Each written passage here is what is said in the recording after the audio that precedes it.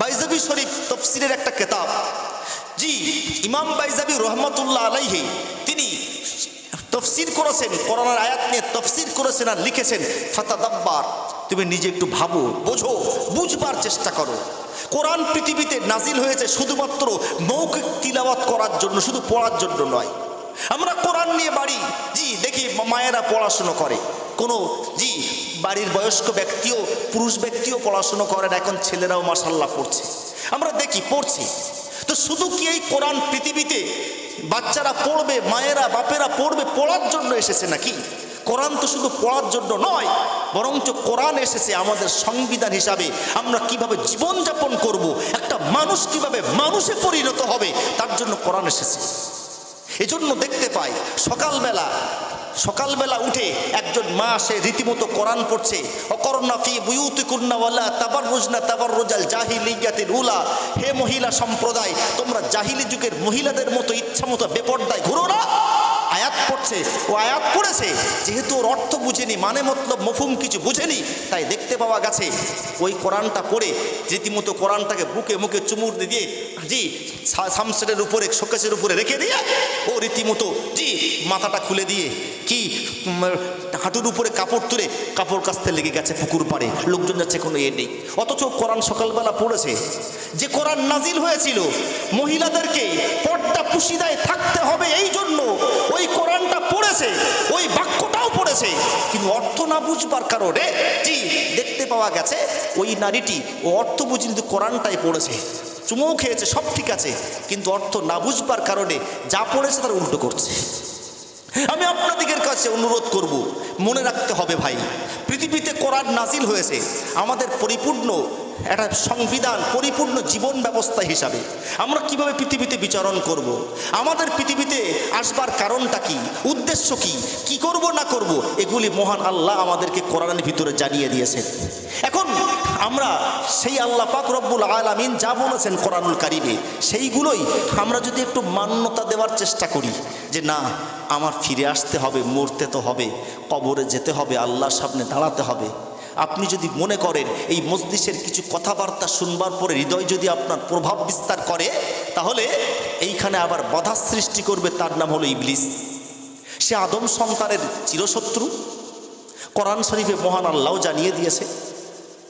সম্মানিত শ্রোতা মণ্ডলী, মনে রাখুন, ওই ঈমানওয়ালা মুসলমান ভালো করে মাথায় রাখুন, আমার আল্লাহ পাক রব্বুল আলামিন কোরআনুল কারীম দিয়ে জানিয়ে দিয়েছেন, ইয়া আইয়ুহাল্লাযীনা আমানু লা তাত্তাবিউ খুতুওয়াতিশ শাইতান আমা ইয়াত্তাবিউ খুতুওয়াতিশ শাইতান ফাইন্নাহু ইয়ামুরু বিল ফাহশাই ওয়াল মুনকার। আমার আল্লাহ পাক রব্বুল আলামিন কোরআনুল কারীম দিয়ে বিশ্ববাসীকে অবগত করালেন, ও দুনিয়াবাসী মনে রাখো, আমি আল্লাহ তোমাদিগকে জানিয়ে দিলাম, খবরদার খবরদার বিতাড়িত শয়তানের অনুসরণ করবে না, অনুকরণ করবে না। আর আমি আল্লাহ জানিয়ে দিলাম, যদি আমার নিষেধাজ্ঞা অমান্য করে, আবার নিষেধাজ্ঞা ডিনাই করে কেউ যদি শয়তানের অনুসরণ করে, ওমাইয়াত্তাবিউ খুতুওয়াতিশ শাইতান, শয়তানের অনুসরণ যারা করবে, ফাইন্নাহু ইয়ামুরু বিল ফাহশাই ওয়াল মুনকার, ওই শয়তান, ওই ইবলিস যাবতীয় মন্দ কাজের দিকে, অশ্লীল কাজের দিকে নিয়ে গিয়ে জাহান্নামের খাদের কিনারায় দাঁড় করিয়ে দেবে। আল্লাহ কোরআন দিয়ে এটাও বলে দিয়েছেন, তুমি ভালো হবে, ভালো পথে আসবে, আমার ভয় করবে, আমার ভয়ের ভীত সন্ত্রস্ত অন্তর বানাতে চাইবে, আমি আল্লাহ বলছি মনে রাখো, তোমার জন্য বাধা সৃষ্টি করবে, তার নাম হলো ইবলিস, শয়তান। আমি তার থেকে সাবধান করছি, সতর্ক করছি। ও ঈমানদার, তুমি যখন ভালো পথে আসতে চাইবে, ওই ইবলিস তোমাকে বাধা দেবে। আমি আল্লাহ বলছি, ওই ইবলিসের কথায় কান দিও না। ওই ইবলিস তোমার জানি দুশমন, তোমার চিরশত্রু। তোমাকে সে অশ্লীল কর্মের দিকে নিয়ে যায়, মন্দ কাজের দিকে নিয়ে যায়, পরিশেষে জাহান্নামের খাদের কিনারায় দাঁড় করে দেয়। আল্লাহ এটাও কোরআনে বলে দিয়েছে। কোনটি করবে তুমি দেখো। সম্মানিত শ্রোতা মণ্ডলী, মনে রাখুন আমার আল্লাহ পাক রব্বুল আলামিন এরপরে কোরআনুল কারীমের ভিতরে আরো একটি জায়গায় জানিয়ে দিয়েছেন, ইন্নামাল খামরু ওয়াল মাইসির ওয়াল আজলামু ওয়াল আনসামু রিজসুম মিন আমালিশ শাইতান। আমার আল্লাহ পাক রব্বুল আলামিন কোরআনুল কারীম দিয়ে বিশ্ববাসীকে অবগত করিয়ে দিয়েছেন, ইন্নামাল খামরু ওয়াল মাইসির, ও দুনিয়াবাসী মনে রাখো, নিশ্চিত মদ খাওয়া এবং জুয়া খেলা, ওয়াল আনসাব এবং লাশহীন দরগাতে গিয়ে হাজত মান্নত করা, ওয়াল আসলাম এবং ভাগ্য নির্ণয় করা তথা লটারি কাটা, এগুলি আমার আল্লাহ পাক জানিয়ে দিলেন রিজসুম মিন আমালিশ শাইতান। এগুলি সব হলো ওই ইবলিসের নিজস্ব নাপাক কাজ।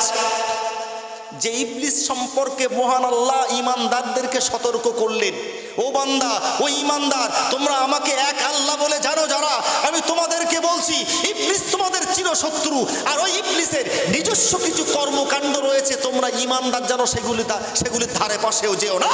আল্লাহ কোরআন দিয়ে তা ঈমানদারকে অবগত করালেন। সেই কাজগুলি সম্পর্কে পরস্পর আল্লাহ বলছেন, ইন্নামাল খামর, নিশ্চয় মদপান করা, ওয়াল মাইসির, জুয়া খেলা, ওয়াল আনসাব, লাশহীন দরগাতে গিয়ে হাজত মান্নত করা, ওয়াল আসলাম এবং ভাগ্য নির্ণয় করা, এগুলি সব রিজসুম মিন আমালিশ শাইতান, শয়তানের নিজস্ব নাপাক কাজ। তুমি ঈমানদার জন্য এর কাজ করো না। অতীব দুঃখ, দুর্ভাগ্যজনক ভাবে বলতে হয়, জি, আজ মুসলমান ঘরের যারা ঈমানদার বলে দাবি করে, যাদেরকে আল্লাহ বললেন ইবলিসের কর্মকাণ্ডর পাশে যাবি না, মুসলমান আল্লাহ বিশ্বাস করে দাবি করা মানুষ, তাদের দেখতে পাওয়া যায় কেউ আজকে মদের সঙ্গে যুক্ত হয়েছে, কেউ জুয়ার সঙ্গে যুক্ত হয়েছে, কেউ রীতিমতো জি লটারি কেটে ইবলিসের এই অপকর্ম করে নিজের ঈমান আমাল সব নষ্ট করে দিচ্ছে। কোনো তোয়াক্কা নেই, শুধু বললে বলবে জি আমি যাই করে ঈমান ঠিক আছে। নাউজুবিল্লাহ, তুমি ঈমানের বিরোধী কাজ করছো, আল্লাহ বিরোধী কাজ করছো, তোমার ঈমান ঠিক আছে? হতে পারে না কখনোই, হতে পারেই না কখনোই। এগুলো আফসোস আর আফসোসের কথা। দেখবেন যে ঈদুল ফিতরের দিনে ছেলেদের কি বাড়ন্ত, আমাদের ঘরের ছেলেদের কি বাড়ন্ত, তারা সেদিন কি করে, এই যে জানুয়ারি মাস চলল, বিভিন্ন ফিস্তি এটা ওটা করে এদিক সেদিক বেড়াতে যায়, কি চলছে সেখানে, কি আমার ঘরের ছেলেরা কি অবস্থায় যাচ্ছে আর কি অবস্থায় ফিরে আসছে, তাদের ঈমান আমান থাকছে কি থাকছে না। যে লোকটা হারাম কাজের সঙ্গে নিজের শরীর দোলাবে, আর গান তো হারাম, গান হারাম, আর ওই হারামের সঙ্গে যে একবার বডিটা দুলিয়েছে, ওই তালে তাল মিলিয়েছে, হুজুর আল্লামা তরিকত দর্পণে লিখেছেন ওর ঈমান চ্যুত হয়ে গেছে। ঈমান চ্যুত মানে কি? সে তো বেঈমান হয়ে গেছে। যে লোকটা বেঈমান হয়ে গেছে, ঈমান নেই, ওই লোকটার বিবি যখন ঈমানদার, মনে করুন যে লোকটার ঈমান নেই ওর বিবি তখন ঈমানদার, এদের ভিতরে নেকাহ বিবাহ ভেঙে গেছে, ফাস্ক হয়ে গেছে, নতুন করে বিবাহ পড়াতে হবে। আল্লামা হুজুর কলেমাতুল কুফর বলে একটা বই লিখেছে, আল্লামা রুহুল রহমতুল্লাহ আলাইহি একটা কলেমাতুল কুফর বলে একটা বই লিখেছে। 40 টাকা দাম ছিল, এখন 10 টাকা বাড়তে পারে। জি, ওই কলেমাতুল কুফর বইটাই হুজুর আল্লামা লিখেছে যে সাধারণ ঈমানদারদের উচিত মাসে মাসে অন্তত একবার করে বিবাহটা দোহরিয়ে নেবে। তার কারণ কোন কথায় যে ঈমান চলে যায় সাধারণ মানুষ বোঝে না, জানেও না, আর সেই কথা বলার পরে ঈমান চ্যুত হয়, তার বিবি তখন ঈমানদার, নেকা ভেঙে যায়। আর এই অবস্থায় যদি আবার জি স্ত্রী সহবাস করে, তাহলে সন্তান হলে জি সেই সন্তানের লাপাতা সন্তান হিসাবে সেই সন্তান ভূমিষ্ঠ হবে। এগুলো আমাদের বুঝবার দরকার, বুঝতে হবে এগুলো। আমি আপনাদের কাছে বিনয়ের সঙ্গে বলবো, ওয়াজ নসিহাত শুনতে হবে, ভাবার জন্য, ভাবুক হওয়ার জন্য, এবং পাশাপাশি একটু পড়াশোনাও করতে হবে। আল্লামা হুজুর বাঙালি মুসলমানদের ঈমানি সম্পদ, বাংলায় অজস্র কিতাব রচনা করে গেছে। সেই কিতাবগুলো বেশি মূল্যও নয়, চটি চটি কিতাব, কিন্তু তার ভিতরে যা হুজুর লিখে গেছেন ওইগুলি আমাদের ঈমানি সম্পদ। একটু পড়াশোনাও করতে হবে। ঈমান যদি এই যুগে রাখতে হয় তাহলে পড়াশোনা করা ছাড়া বিকল্প কিচ্ছু কিছু নেই। জি, আজকে আপনি কোন দিকে যাবেন, কোনটা ধরবেন, কোনটা করবেন? ওয়াজের মজলিসে জি আমি একরকম বলছি, আর একজন আর একরকম বলছি, তাই তো নাকি হচ্ছে? সাধারণ মানুষ কি করবে বুঝতে পারছে না, কোনটা ঠিক কোনটা ভুল বুঝতে পারছে না। নবীজি কথা বলে গেছেন ১৫০০ বছর আগে যে এমন একটা যুগ আসছে তোমাদের কাছে যে সময়ে দেখতে পাওয়া যাবে, জি সেই সময়ে মানুষগুলি কুয়াশার ভিতর দিয়ে যেমন পথ চলতে মানুষ রাস্তা হারিয়ে ফেলে, কুয়াশা ধোঁয়াশার ভিতর দিয়ে জীবনযাপন করবে। এই মানুষগুলি কুয়াশার ভিতর দিয়ে যেমন রাস্তা চিনতে পারে না, সঠিক রাস্তার দিশা পায় না, ধোঁয়াশার ভিতর দিয়ে চলে, নবীজি বলেছে সাধারণ মানুষগুলো ওইরকম কুয়াশার ভিতর দিয়ে চলবে, সঠিক রাস্তাটা খুঁজেই পাবে না। নবীজি ভাষণ দিয়েছেন ১৫০০ বছর আগে, তা তো ঘটবেই, হচ্ছে তো তাই। আজকে জি আপনার বোধ বুদ্ধি বিবেক কাজে লাগাতে হবে, কোনটা ঠিক কোনটা ভুল আপনার বুঝতে হবে। সম্মানিত শ্রোতা মণ্ডলী, মনে রাখুন, ওই ঈমানওয়ালা মুসলমান ভালো করে মাথায় রাখুন, আমার হযরতে আমার প্রিয় নবী মুহাম্মদুর রাসূলুল্লাহ সাল্লাল্লাহু আলাইহি ওয়াসাল্লামের কাছে আমার নবীজির সাহাবা হযরতে হুযায়ফা রাদিয়াল্লাহু তাআলা আনহু বারে বারে জিজ্ঞাসা করতেন, নেগেটিভ মার্কা কিছু কোশ্চেন আমার নবীর কাছে জিজ্ঞাসা করতেন, ইয়া রাসূলুল্লাহ, ইয়া হাবিবাল্লাহ, আজকের যুগটা তো ভালো যুগ, স্বর্ণের যুগ, এরপরে আর কোনো মন্দ যুগ আসবে কিনা? নবীর সাহাবা হযরতে হুযায়ফা রাদিয়াল্লাহু তাআলা আনহু আমার নবীর কাছে জিজ্ঞাসা করলেন, ইয়া রাসূলুল্লাহ, ইয়া হাবিবাল্লাহ, হুজুর এই ভালো যুগের পরে আর কোনো মন্দ যুগ আসবে কিনা? আমার আল্লাহ পাকের নবী বললেন, বালা, হা হা, ও হুযায়ফা তুমি মনে রাখো, এই যুগের পরে আমার এই স্বর্ণের যুগের পরে একটা মন্দ যুগ আসবে। নবীর সাহাবা হযরতে হুযায়ফা রাদিয়াল্লাহু তাআলা আনহু আবারও জিজ্ঞাসা করলেন, ইয়া রাসূলুল্লাহ, ইয়া হাবিবাল্লাহ, হুজুর ওই মন্দ যুগের পরে আর কোনো ভালো যুগ আসবে কিনা? নবীজি আবার বললেন, হ্যাঁ হ্যাঁ হ্যাঁ, ওই মন্দ যুগের পরে আবারও একটা ভালো যুগ আসবে। নবীর সাহাবা আবার জিজ্ঞাসা করেন, ইয়া রাসূলুল্লাহ, ইয়া হাবিবাল্লাহ, হুজুর ওই ভালো যুগের পরে আবার কোনো মন্দ যুগ হবে কিনা? আমার নবীজি আবারও বললেন, ও হুযায়ফা তুমি মনে রাখো, হ্যাঁ হ্যাঁ হ্যাঁ, ওই মন্দ যুগের, ওই ভালো যুগের পরে আবার একটা মন্দ যুগ আসবে, যে সময়ে দেখতে পাওয়া যাবে কিছু আহ্বানকারী কিছু মানুষদেরকে ডাকবে, আহ্বান করবে এই দিকে এসো, অথচ দেখতে পাওয়া যাবে তাদের কদম রয়েছে জাহান্নামের কিনারায়।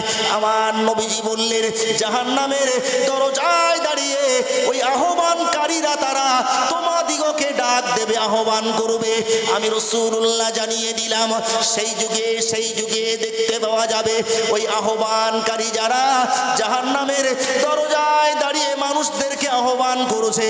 আমার নবীজি বললেন, ওদের আহ্বানে যারাই সাড়া দেবে, ওই সাড়া দেওয়া ব্যক্তিরা সহ ওই আহ্বানকারী সব জাহান্নামে যাবে।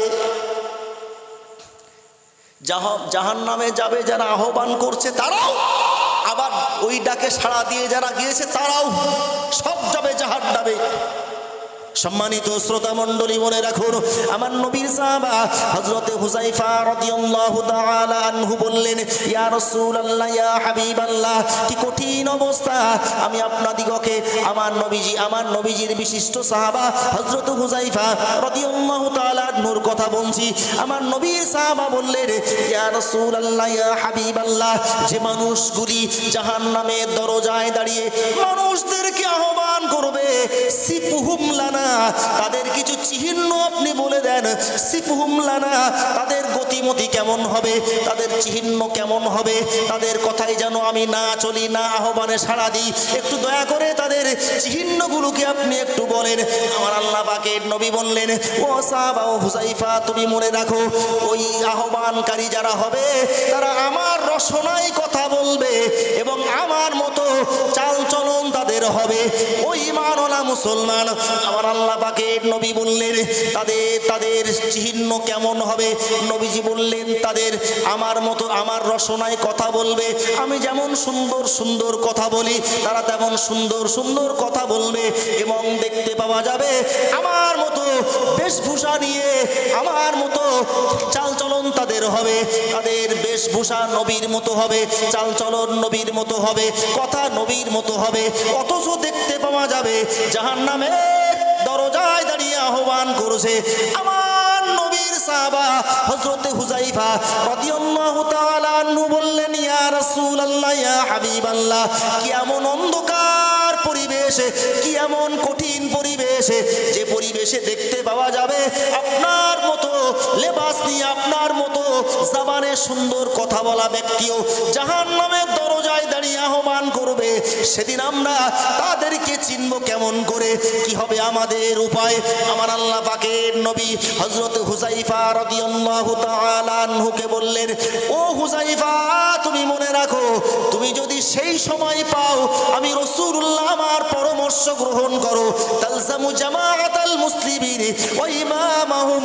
ও হুযায়ফা, তুমি মনে রাখো, সেই সময়ের বড় জামাতের অনুসরণ করবে, জামাতবদ্ধ জীবন যাপন করবে, একা একা চলবে না, জামাতবদ্ধ জীবন যাপন করবে এবং ওই জামাতের ইমামের অনুসরণ করবে। কিভাবে চলবে? নবীজি বলে দিলেন, হুযায়ফা, আমি তোমাকে পরামর্শ দিচ্ছি, সেই সময়ে ওই কঠিন ঘোর অন্ধকার কঠিন সময়, যে সময়ে আমার ঘোষণায় আমি নবী, আমার মতো কথা বলা ব্যক্তি, আমার মতো ভাব নিয়ে চলা ব্যক্তিরাও জাহান্নামের দরজায় দাঁড়িয়ে আহ্বান করবে, আমি নবী বলছি, সেই সময়ে তোমার প্রতি আমার পরামর্শ, জামাতবদ্ধ দলবদ্ধ জীবন যাপন করবে, একা একা মাতব্বরি করবে না। আর সেই সময়ে ওই দলের ইমাম যে হবে তার অনুসরণ করে চলো। আজকে আমি আপনাদিগের কাছে বিনয়ের দাবি করব, এই দিনী মজলিসগুলি থেকে জি আমাদের বুঝতে হবে, বিবেক জাগ্রত রেখে, অন্তরটাকে খোলা রেখে, উদার রেখে বুঝতে হবে সেই ন্যায় সত্যের মানদণ্ডে কারা, কোন দল, কোন জামাত জি কাজ করছে মুসলিম কমিউনিটির জন্য। জি আমার বুঝতে হবে, বুঝে নিয়ে সেই দলবদ্ধ হয়ে সেই জামাতের, সেই দলের ইমাম যারা, ইমামদের অনুসরণ করতে হবে। এখন ইমাম জি সেই ইমাম যদি ইসলাম সম্মত, শরিয়াত সম্মত হয় তারা তো আমি ইমাম বলে মানব। আর যদি সেই ইমাম জি শরিয়াত সম্মত, ইসলাম সম্মত আমার চিন্তায় না হয়, আমি মানব না। এটা পরিষ্কার কথা। আমার বিবেকটাকে কাজে লাগাতে হবে। বিবেক আল্লাহ দিয়েছে, ভালোও দিয়েছে, মন্দও দিয়েছে, বুঝবার জন্য এটা বুঝে নেওয়ার চেষ্টা করতে হবে। কিয়ামতের দিন জি সেদিন আমার অন্তর দিয়ে কাজ হবে। আল্লাহ আমার রূপ চেহারা কিচ্ছু দেখবে না, কত সুন্দর আমি দেখবে না, কত বড় কত ছোট, কত লম্বা কত বেটে ও দেখবে না আল্লাহ। সেদিন আমার অন্তর দেখবে আল্লাহ, আমি অন্তরটা কোন কাজে লাগিয়েছিলাম, অন্তরটাকে কাজে লাগাতে হবে। আর অন্তর যদি অকেজো হয় তাহলে তো বিপদ রয়েছে। তার কারণ মহান আল্লাহ জাহান্নাম বানিয়েছেন, ওই জাহান্নাম আগুন দিয়ে তৈরি করেছে। এখন আগুন জ্বালাতে গেলে জ্বালানির দরকার, চুলো জ্বালাতে গেলে শুকনো কাঠ দিতে হবে, গ্যাসের চুলো জ্বালাতে পিছনে গ্যাস দিতে হবে, স্টোভ জ্বালাতে গেলে কেরোসিন দিতে হবে, এগুলো জ্বালানি। এখন জাহান্নাম আল্লাহ আগুন দিয়ে ভরপুর করেছেন, জ্বালানি কি হবে? মহান আল্লাহ কোরআনুল কারিমেই জানিয়েছে, ওয়ালাকাদ জারানা লি জাহান্নামা কাসীরাম মিনাল জিন্নি ওয়াল ইনসি লাহুম কুলুবুল লা ইয়াফকাহুনা বিহা। ও বান্দা বান্দি, মনে রাখো, আমার ওই জাহান্নামের আগুনের জ্বালানি কাদের করব শুনছো? আমি আল্লাহ বলছি। যারা ওই জাহান্নামের জ্বালানি হবে তাদের অধিকাংশ হলো জিন আর মানুষ। ওই জাহান্নামের আগুনের জ্বালানি জিন আর মানুষ। কোন জিন, কোন মানুষ যাদেরকে আল্লাহ জাহান্নামের জ্বালানি করবেন? আল্লাহ বলে দিলেন, বান্দা বান্দি মনে রাখো, আমি আল্লাহ বলছি, লাহুম কুলুবুল লা ইয়াফকাহুনা বিহা, যাদের একটা অন্তর দিয়েছিলাম কিন্তু ওই অন্তর দিয়ে তারা বিবেচনা করেনি। অন্তর দিয়েছিলাম ভালো মন্দ বুঝপার করার জন্য, লাভ ক্ষতি বুঝবার জন্য, কিন্তু ওই অন্তর দিয়ে লাভ ক্ষতির বুঝপার করেনি, ভালো মন্দর বিচার করেনি। ওই যেভাবে আছে ওইভাবে চলেছে, হই হই রই রই করে। তোমার অন্তর দিয়ে বিবেচনা করলে না সঠিক বেঠিক কোনটা, ন্যায় আর অন্যায় কোনটা, এটা দেখলে না, বুঝলে না। অন্তরটা কি জন্য দিয়েছিলাম তোমার? অন্তর বিবেক, এই বিবেক যাদের অকেজো বিপদ রয়েছে। আমি বলবো অন্তরটাকে, বিবেকটাকে সক্রিয় করতে হবে, যে আমার ভালো মন্দটা বুঝে নিতে হবে, কোনটা ঠিক কোনটা বেঠিক, ভালো আর মন্দ আমায় বুঝে নিতে হবে, অন্তর জাগিয়ে তুলতে হবে। সম্মানিত শ্রোতা মণ্ডলী, মনে রাখুন, আমার আল্লাহ পাক পরেই বললেন, ও দুনিয়াবাসী মনে রাখো, ওই জাহান্নামের আগুনের জ্বালানি করব যে সমস্ত জিন আর মানুষদেরকে। কোন জিন কোন মানুষ? আমার আল্লাহ পাক পরেই বললেন, ওয়ালাহুম আইনুল লা ইউবসিরুনা বিহা, যে বান্দা বান্দি দিগকে আমি আল্লাহ চোখ দিয়েছিলাম, আমার নিয়ামত রাজি দেখবে, আমার নিয়ামত রাজি দেখে ওই অন্তরে অনুভব করবে। আর ওই বান্দা বান্দিরা সত্যকারের আমি আল্লাহ আমার আনুগত্যের পথ ধরবে। আর আমার আল্লাহ পরেই বললেন, কিন্তু না না না, যে বান্দা বান্দিরা চোখ দেওয়ার পরেও, আমার বিশাল নিয়ামত রাজি দেখবার পরেও আমার পথে ফিরল না, অন্তরটাকে সজাগ করলো না, সচল করলো না, আমি আল্লাহ জানিয়ে দিলাম, এই বান্দা বান্দি দিগকে চোখ দেওয়ার পরেও যারা দেখলো না তথা আমার নিয়ামতে শুকরিয়া আদায় করলো না, এদেরকে আমার জাহান্নামের আগুনের জ্বালানি করব। আমার আল্লাহ এর পরেই জানিয়ে দিলেন, ওয়ালাহুম আযানুন লা ইয়াসমাউনা বিহা, আমি তাদের কান নামক ইন্দ্রিয় শক্তি দিয়েছিলাম, কান দিয়েছিলাম শুনবার জন্য, ভালো মন্দ কথাগুলো শুনবে, ন্যায় সত্যের কথাগুলো শুনবে, সত্যের মানদণ্ডে ন্যায় অন্যায় কথাগুলো সব শুনবার পরে, ওই কান দিয়ে সঠিকভাবে শুনবার পরে, চোখ দিয়ে নিয়ামত দেখবার পরে, আর অন্তরটাকে বিবেকটাকে সচল করে সঠিক মূল্যায়ন যারা করবে না, আমি আল্লাহ পাক জানিয়ে দিলাম, যে বান্দা বান্দির কান দিয়েছিলাম সত্য শোনার পরে সত্যের মানদণ্ডে দাঁড়িয়ে থাকবে, কিন্তু সত্যের মানদণ্ডে শুনবার পরেও দাঁড়ালো না, কান দিয়েছিলাম কানের অপব্যবহার করেছে, চোখ দিয়েছিলাম আমার নিয়ামত রাজি দেখবার পরে সত্যের মানদণ্ডে দাঁড়াবে, কিন্তু না না না, ওই চোখেরও মূল্যায়ন করলো না, আমি আল্লাহ পাক তাদের বিবেক দিয়েছিলাম সত্য আর মিথ্যা পার্থক্য করবার জন্য, লাভ ক্ষতি বুঝবার জন্য, কিন্তু করলো না, আমি আল্লাহ পাক জানিয়ে দিলাম, ও দুনিয়াবাসী মনে রাখো, ওয়ালা কদ জারানা লিজাহান্নামা কাসীরুম মিনাল জিন্নি ওয়াল ইনসি, ওই সমস্ত জিন আর মানুষ দিগকে আমি জাহান্নামের আগুনের জ্বালানি করব। সব কোরআন হাদিসে রয়েছে, বুঝে নেওয়ার দরকার আমার। আমি একজন বিবেক সম্পন্ন ব্যক্তি, বিবেকটাকে যদি অকেজো করি, সেদিন আল্লাহর সামনে আমার কৈফিয়ত দেওয়া লাগবে। তোমার দিয়েছিলাম তো, তুমি তো ভালো মন্দ বুঝেছিলে, বুঝবার পরেও কেন মন্দের পথে চলেছিলে, জবাব দাও আজকে। হক নাই সত্যের রাস্তা ছেড়ে দিয়ে না হকের দিকে যদি আমার কদম এগিয়ে যায়, আল্লাহর সামনে সেদিন আমার কৈফিয়ত করতেই হবে, আল্লাহ সেদিন আমার জবাবদিহি করতেই হবে, আল্লাহ আমার জিজ্ঞাসা করবে, প্রত্যেকটা কাজের হিসাব দেওয়া লাগবে। নবীজি যখন কথা বললেন যে প্রত্যেকটা কাজের হিসাব আমার দিতে হবে, প্রত্যেকটা কাজের, নবীজি যখন এই কথা বলছেন, তো তখন হজরতে উমরে ফারুক রাদিয়াল্লাহু তাআলা আনহুর কাঁধে ছিল একটা খেজুরের ছড়া, খেজুরের ডাল, মানে তাতে খেজুর আছে, খেজুরের কাঁধি। তো হজরত উমরে ফারুক রাদিয়াল্লাহু তাআলা আনহু ওই খেজুরের কাঁধিটাকে সজোরে মাটিতে আঘাত করলেন, খেজুরগুলো চতুর্দিকে ছড়িয়ে ছিটিয়ে গেল। নবীজিকে হজরতে উমরে ফারুক রাদিয়াল্লাহু তাআলা আনহু জিজ্ঞাসা করলেন, ইয়া রাসূলুল্লাহ, ইয়া হাবিবাল্লাহ, আমি যে এই কাজটা করলাম, খেজুরের কাঁধিটা মাটিতে আছাড় দিলাম, খেজুরগুলো চতুর্দিকে ছড়িয়ে ছিটিয়ে গেল, এ বিষয়েও কি আল্লাহ আমায় জিজ্ঞাসা করবেন?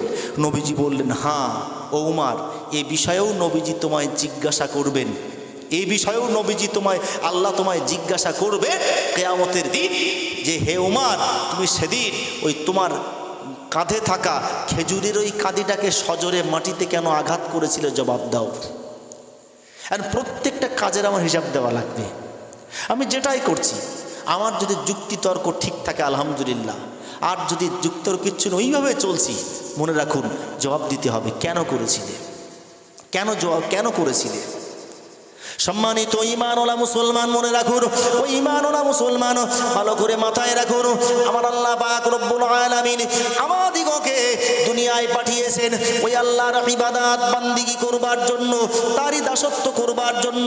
কোরআন নাজিল করে গাইড বুক করে আমাদের পাঠিয়ে দিয়েছেন কিভাবে আমরা দুনিয়ায় পরিচালিত হব, কেমন করে দুনিয়াদারি করব, কিভাবে আমরা দুনিয়ায় সংসার জীবন পরিচালিত করব। ওই ঈমানওয়ালা মুসলমান মনে রাখা দরকার আমার আল্লাহ পাক রব্বুল আলামিন শুধু কোরআন দিয়ে নয় বরঞ্চ আমাদের নবী মুহাম্মদুর রাসূলুল্লাহ সাল্লাল্লাহু আলাইহি ওয়াসাল্লামকে আমাদের জন্য গাইডম্যান করে পাঠিয়ে দিয়েছেন। আমার নবী পাক সাল্লাল্লাহু আলাইহি ওয়াসাল্লামের মুখ নিঃসৃত বাণী আজও আমাদের ঘরে রয়েছে। নবীর হাদিসগুলি আজও পৃথিবীতে বিদ্যমান। নবী পাকের জবানে বর্ণিত হাদিস যেমন বিদ্যমান, আল্লাহর পক্ষ থেকে নাজিল হওয়া ওই কোরআনুল কারীম তো আমাদের প্রত্যেকের ঘরে ঘরে মাশাআল্লাহ আছে। ওই ঈমানওয়ালা মুসলমান মনে রাখুন, আমার আল্লাহ পাক রব্বুল আলামিনের সেই কোরআন আমাদের ঘরে থাকা সত্ত্বেও, নবীর হাদিস আমাদের ঘরে থাকা সত্ত্বেও আমি আপনাদিগকে বলবো, আমরা যদি সত্যকার ঈমানদার না হয়ে মৃত্যুপ্রাপ্ত হই, সত্যকার ইসলামের ঘরে নিজের কদম মজবুত না করে শরিয়াতের মানদণ্ডে আমার জীবনটাকে রাঙিয়ে না তুলে আমি আপনি যদি আধার কবরের পথে পাড়ি দেই, আমার জন্য কবরটা কি হবে? ওই ঈমানওয়ালা মুসলমান আমি আপনাদিগকে বিনয়ের সঙ্গে বলবো, ও ভাইরা আমার মনে রাখুন, আমার আল্লাহ পাক রব্বুল আলামিন কোরআনুল কারীম দিয়ে জানিয়ে দিয়েছেন, কু আনফুসাকুম ওয়া আহলিকুম নারা। ও দুনিয়াবাসী, তুমি নিজে যেমন জাহান্নামের আগুন থেকে বাঁচবে, তোমার পরিবার, তোমার পরিজন, তাদেরকেও জাহান্নামের আগুন থেকে বাঁচানোর চেষ্টা করো। ও সম্মানিত শ্রোতা মণ্ডলী, আমাকে জাহান্নামের আগুন থেকে বাঁচতে হবে মানে আমার এমন জীবন গঠন করে আল্লাহর সামনে দাঁড়াতে হবে, বিচার অন্তে যেন মহান আল্লাহ তার দয়ার জান্নাত আমার নসিবে মঞ্জুর করেন। ওই ঈমানওয়ালা মুসলমান মনে রাখুন, সেই জীবন গঠন যদি করতে চায়, আমি যেমন নিজে বাঁচবো, নিজে জাহান্নামের আগুন থেকে বেঁচে জান্নাতের উপযুক্ত মানুষ হওয়ার পথে এগিয়ে যাব। পাশাপাশি ওই কোরআন জানিয়ে দিয়েছে, আমার পরিবার, আমার পরিজন, আমার অধীনস্থ যারা রয়েছে তাদেরকেও তো জাহান্নামের আগুন থেকেও বাঁচাতে হবে। নিজে শুধু বাঁচতে হবে না, কোরআন আল্লাহ বলে দিয়েছে নিজেও বাঁচো, জাহান্নামের আগুন থেকে তোমার পরিবার পরিজন যারা তাদেরকেও বাঁচানোর চেষ্টা করো। কিয়ামতের দিন শুধু তুমি তোমার নিজের জীবন সম্পর্কে আল্লাহর কাছে জবাবদিহি করবার জন্য নয়, বরঞ্চ তোমার পরিবার, তোমার পরিজন সম্পর্কেও আল্লাহর কাছে জিজ্ঞাসিত হবে। নবীজি বললেন, আলা কুল্লুকুম রাঈন ওয়া কুল্লুকুম মাসউলুন আন রাইয়াতিহি। ও বান্দা বান্দি মনে রাখো, ও আমার উম্মতেরা, ও আমার সাহাবারা মনে রাখো, আমি নবীজি বলছি, আলা কুল্লুকুম রাঈন, সাবধান, সতর্ক হও, তোমরা প্রত্যেকেই হলে এক একজন অভিভাবক। আর তোমার অধীনস্থ যারা রয়েছে, তোমার অধীনে যারা আছে তাদের সম্পর্কে ওয়া কুল্লুকুম মাসউলুন আন রাইয়াহ, তোমার অধীনস্থ দিকের সম্পর্কে তুমি জিজ্ঞাসিত হবে। কিয়ামতের দিন আল্লাহ আমায় জিজ্ঞাসা করবে আমার জীবন সম্পর্কে। যেমন যে বান্দা, তোর একটা 60, 65, 70 বছরের জীবন দিয়ে পৃথিবীতে পাঠিয়েছিলাম, কেমন জীবন গঠন করে আমার সামনে দাঁড়িয়েছিস, এ একটা জিজ্ঞাসা। আবার এটাও জিজ্ঞাসা করবে, বান্দা বান্দি, তোর অধীনস্থ যারা ছিল, তোর ছেলে, তোর মেয়ে, তোর বিবি, তোর বাচ্চা যারা ছিল, তাদেরকে কোন পথ ধরানোর জন্য তুই চেষ্টা করেছিস, জবাব দে। আজকে জবাব দেওয়া লাগবে, তাদেরকে কোন পথে পরিচালন করে আমার কাছে এসেছিস। জান্নাতের রাস্তা দেখিয়েছিলিস, জাহান্নাম থেকে বাঁচবার কোনো পরামর্শ দিয়েছিলিস? তুই তো পিতা ছিলিস, তুই তো মাতা ছিলিস, বাপ মা হিসাবে তোর পরিবার পরিজন যারা, তোর ছেলে মেয়ে যারা, তাদেরকে তুই কোন পথ ধরিয়েছিলিস? আজকে জবাব দে। ছেলেটাকে সময়ে নামাজি করিয়েছিলিস, মেয়েটাকে পর্দাশীলা বানিয়েছিলিস, স্ত্রীটাকে পর্দা পুশিদায় চালিয়েছিলিস? আজকে জবাব দে। আমি একজন পরিবারের গার্জিয়ান হিসাবে আমাকে আল্লাহর কাছে গিয়ে কৈফিয়ত দিতে হবে। মনে করে দুনিয়া এসছি, এই ছোট থেকে বড় হতে হতে আস্তে আস্তে বেশাদি করলুম, ছেলে ফিলে হলো, এই করতে করতে মরে গেল, ইরির নাম জীবন না। প্রত্যেকটা হিসাব দেওয়া লাগবে কিয়ামতের দিন। ছেলে মেয়ে মানুষ জন্ম দেওয়াটা সহজ, মানুষ করাটা কঠিন। যদি সত্যকারের ছেলে মেয়েকে ইসলাম সম্মতভাবে নামাজি না বানানো যায়, ইসলাম সম্মত জীবন উপহার না দেওয়া যায়, আল্লাহ আমায় জিজ্ঞাসা করবে, তুই তো হাজি সাহেব, তুই তো গাজী সাহেব, তুই তো তসবিহ করতিস, মসজিদে নামাজ পড়তিস, তোর ছেলেটা নামাজ পড়তো না কেন? জবাব দে। তুই হাজি সাহেব, তুই হুজুর সাহেব, মুসল্লি, রোজাদার, তোর মেয়েটা বেপর্দায় ঘুরতো কেন? তোর বিবিটা কেন বেপর্দায় ঘুরতো? জবাব দে। জবাব আমার কি আছে? কোথায় জবাব আছে? আজকে যখন আমার মনে হলো তাই তো আমার ছেলেটা মেয়েটা তো এখনো নামাজ পড়ে না, তখন দেখা যাচ্ছে ছেলের বয়স মেয়ের বয়স 20-30 বছর হয়ে গেছে। তখন ওই ছেলেকে যখন আপনি বলবেন খোকা নামাজ পড়, নইলে তোর জন্য আল্লাহর কাছে আমার কৈফিয়ত দিয়ে মরণ হবে, তুই নামাজ পড়, ও ছেলে কি আর নামাজ পড়ে? শুনবেই না, চুপ করে দিন, হবেন পরে হবেন, উড়িয়ে দেবে। এরপরে এইবার এসে বলবো হুজুর আপনি ঠেকান, আপনি একটু দোয়া করেন, আমার ছেলেটার জন্য দোয়া করেন, ও একদম কথা নিচ্ছে না, এত বলতেছি নামাজ পড়ার জন্য পড়তেছি না, কি হবে? আরে ওই সময় বলে লাভটা কি হবে? ইসলাম যে সন্তানকে নামাজি বানানোর জন্য যে নীল নকশা এঁকে দিয়েছে, সেই নীল নকশা তোমার সন্তানের প্রতি প্রয়োগ করনি। আজকে 20 বছরে তুই কি নামাজি বানাবা? ইসলাম তো বলে দিয়েছে মুরু আওলাদাকুম বিসসালাহ ওয়া হুম আবনাউ সাবঈ সিনিন। যখন তোমার সন্তানের বয়স হবে 7 বছর, তোমার সন্তানকে তুমি তখন নামাজের জন্য আদেশ করো। 6 বছর কিছু বলতে পারেন, যা পারে করুক। 7 বছরে পদার্পণ করেছে, নামাজের জন্য আদেশ করতে নবীজি বলেছেন। যে নবীজি সন্তান দিগকে এত ভালোবাসতেন, সাহাবারা বর্ণনা করছেন যে নবীর কাছে কোনো শিশু গেলে ওই শিশু তার মায়ের কাছে যাওয়া ভুলে যেতেন, নবীর কাছেই থাকতে চাইতেন। বলেন সুবহানাল্লাহ। এই সবাই মিলে বলেন সুবহানাল্লাহ। আমার নবীজি এত দয়ালু মায়ালু ছিলেন আর সন্তানদের এত ভালোবাসতেন যে ওই সন্তান তার মায়ের কাছ থেকে নবীর কোলে এসে তো মায়ের কাছে আর ফিরে দিতে যাচ্ছে না, নবীজি এত ভালোবাসতেন। নবীজি বললেন তোমার ওই সন্তানকে 7 বছর বয়স যখন হচ্ছে, যেই না হচ্ছে, তুমি পিতা মাতা তোমার দায়িত্ব আর কর্তব্য হলো তাকে নামাজ পড়বার জন্য বারবার তাকিদ দেওয়া।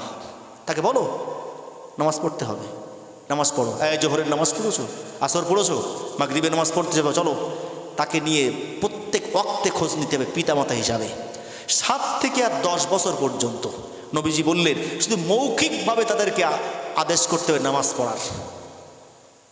এরপরে যখন আমার সন্তান 10 বছরে পদার্পণ করেছে, সম্মানিত শ্রোতা মণ্ডলী মনে রাখো, আমার নবীজি বললেন মুরু আওলাদাকুম বিসসালাতি ওয়া হুম আবনাউ সাবঈ সিনিনা ওয়াদরিবুহুম আলাইহি ওয়া হুম আবনাউ 10 সিনিনা। ও দুনিয়াবাসী মনে রাখো, আমার আল্লাহ পাক রব্বুল আলামিনের হাবিব বললেন সন্তানের বয়স যখন 7 বছরে পদার্পণ করবে তাকে মৌখিকভাবে নামাজ পড়বার আদেশ করতে হবে। আমার নবীজি এরপরেই বললেন ও আমার সাহাবারা মনে রাখো, কিন্তু ওই সন্তানের বয়স যখন 10 বছরে পদার্পণ করবে আর মৌখিক বলা নয়, 7 থেকে 10 এই 3 বছর ধরে শুধু মৌখিকভাবে বাবা নামাজ পড়ো, মা নামাজ পড়ো, প্রত্যেক ওয়াক্তে নামাজের তালিম দেওয়া, খোঁজ নেওয়া, এটি নবীজি করতে বললেন। এরপরে নবীজি বললেন 10 বছর যখন হয়েছে ওই ছেলেটি নামাজ কাজা করছে, মেয়েটি নামাজ পড়ছে না, আমার নবী বললেন আর মৌখিক বলা নয়, বরঞ্চ ওয়াদরিবুহুম আলাইহি ওয়া হুম আবনাউ 10 সিনিনা। তোমার সন্তানের বয়স যখন 10 বছর হলো আর মৌখিক বলা বলি নয়, বরঞ্চ এরপরে মৃদু মন্দ প্রহার করো, মারো। ওয়াদরিবুহুম, মারো, তাদেরকে পিটাই করো। যে নবীজি সন্তানদেরকে এত ভালোবাসতেন সেই নবীজি বলছেন তোমার সন্তানকে নামাজি বানাতে গেলে 10 বছরেও যদি নামাজ পড়তে অনীহা প্রকাশ করে আর মৌখিক নিয়ে পিটাই করো। কেন নামাজ পড়িসনি? জবাব দে। হ্যাঁ, কেন নামাজ পড়িসনি? কৈফিয়ত নিতে হবে, মারতে হবে। আমরা সেই 7 থেকে আর এই পর্যন্ত 10 বছর পর্যন্ত মৌখিক নামাজ পড়তে হবে, এ কথা যদি জনগণকে আমরা বোঝায় বলি, তারা বলবে ওইটুকু বাচ্চা এক্ষুনি কি হবে। এই যে আব্বা মা ওই সময়ে এই অলসতা গাফলাতি করেছে যে ওইটুকু পরে হবেন, এই যে গাফলাতি করলো, ও সন্তান সময় আর নামাজ পড়বে না। আর আপনি যদি আপনার সন্তানকে 7 থেকে 10 মৌখিক নামাজ পড়ার প্রত্যেক ওয়াক্তে খোঁজ নিলেন, আদেশ করলেন, 10 বছরে নামাজ না পড়লে মারধর করলেন, ভাত বন্ধ করে দিলেন, ওই সন্তান প্রাপ্ত বয়স্ক হওয়ার আগেই নামাজি হয়ে যাবে। সুবহানাল্লাহ বলবেন না? 5 বছর সময় দিচ্ছে তো, আরে 7 বছর 10 বছর, এখন তো প্রাপ্ত বয়স্ক হয়নি, এখন অ্যাডাল্ট হয়নি। নবীজি বললেন এই সময়ে কাজ করো। কেন? তারা ওই সময় কাদার দোলা, তুমি যা করবে তাই হবে। আরে কাদার দোলা দিয়ে হাঁড়িও বানানো যায়, কড়াও বানানো যায়, কলসিও বানানো যায়। ওই সময় কাদার দোলা তুললো তোমার শিশু সন্তানকে রীতিমতো তৈরি তৈরি করে নাও, কিন্তু তুমি প্রাপ্তবয়স্ক হওয়ার পরে গিয়ে বলছো নামাজ পড়, তখন তো একটা কিছু বেনে গেছে, ও তো হয়ে গেছে মালসা, আপনি ওরে ভেঙে আট কলসি করবেন কি করে? সময়ের কাজ সময়ে করতে হবে। ইসলাম পুরো নীল নকশা এঁকে দিয়েছে সন্তানকে কিভাবে মানুষ করতে হয়। সম্মানিত শ্রোতা মণ্ডলী, মনে রাখুন, আমরা সবাই চিনি, সবাই জানি, আল্লামা রুহুল আমিন রহমাতুল্লাহ আলাইহির বাম হস্ত হিসাবে খ্যাতি লাভ করা হযরত বজলুর রহমান দরগাপুরি রহমাতুল্লাহ আলাইহির কথা আমরা সবাই জানি, সবাই চিনি। খোলাপতার জমিনকে ধন্য করে শুয়ে আছেন হযরত বজলুর রহমান দরগাপুরি রহমাতুল্লাহ আলাইহি। একদা তিনি সাগরের দিকের সামনে বলছিলেন, আমার বয়স তখন ৬-৭ বছর হবে। হযরত বজলুর রহমান দরগাপুরি হুজুর বলেন, আমার বয়স তখন ৬-৭ বছর হবে। ঠিক এই রকম সময়ে আমার খেলার সাথী দিগের সঙ্গে খেলাধুলা করতে করতে জোহরের নামাজটা পড়া হয়নি। আসরের যখন আজান হচ্ছে আমি বাড়িতে চলে এলাম, আম্মাকে বললাম, ও আম্মা জান, ক্ষুধা পেয়েছে আমার, আমায় একটু খেতে দিন। হযরত বজলুর রহমান দরগাপুরি হুজুর রহমাতুল্লাহ আলাইহি বলেন, আমার আম্মা জান আমায় জিজ্ঞাসা করলেন, ও বাবা বজলুর রহমান, তুমি কি জোহরের নামাজটা আদায় করেছো? আমি বললাম, না মা, আমার জোহরের নামাজটা পড়া হয়নি, আমার খেলার সাথী দিগের সঙ্গে খেলাধুলা করতে করতে আমার জোহরের নামাজটা কাজা হয়ে গেছে, আমার পড়া হয়নি। আমার আম্মা জান বললেন, ও বাবা বজলুর রহমান, তুমি তো জানো আমি কোনো বেনামাজির ভাত দিই না। হযরত বজলুর রহমান দরগাপুরি হুজুর বলেন, আম্মা জান আমার ভুল হয়ে গেছে, আমি আর কোনোদিন এমন হবে না। হযরত বজলুর রহমান দরগাপুরি হুজুরের আম্মা জান বলেন, ভুল যখন করেছো সাজা তোমার পেতে হবে। যাও অদূরে ওই দেখো 2 ইট রয়েছে, 2 হাতে 2খানা ইট নিয়ে দাঁড়িয়ে যাও। 2 হাতের ইট যদি নিচেই পড়ে যায় তোমার সাজা আরো দ্বিগুণ হয়ে যাবে। হযরত বজলুর রহমান দরগাপুরি হুজুর বলেন, আমার মায়ের চেহারার দিকে তাকিয়ে দেখলাম মায়ের চেহারাখানা রক্তিম বর্ণের। রাগান্বিত ভাব দেখে আমি দৌড়ে গিয়ে আমি 6-7 বছরের বজলুর রহমান আমার 2 হাতে 2খানা ইট নিয়ে দাঁড়িয়ে পড়লাম। যেই না আমি দাঁড়িয়ে গেলাম আর আমার হাত ফসকে ইট 2খানা নিচে পড়ে গেছে। আমার আম্মা জান দৌড়ে এসে সজোরে আমার পিঠে কষাঘাত করেছে, প্রহার করেছে। আমি চিৎকার দিয়ে কেঁদে উঠলাম। আমার আম্মা জান বললেন, ও বজলুর রহমান, তোমার এই কান্নায় আমার হৃদয় গলবে না, জলদি করে যাও, ওযু করে এসো, জোহরের কাজা নামাজ আদায় করো, আসরের নামাজ পড়ো, তবে তোমার খানা মিলবে।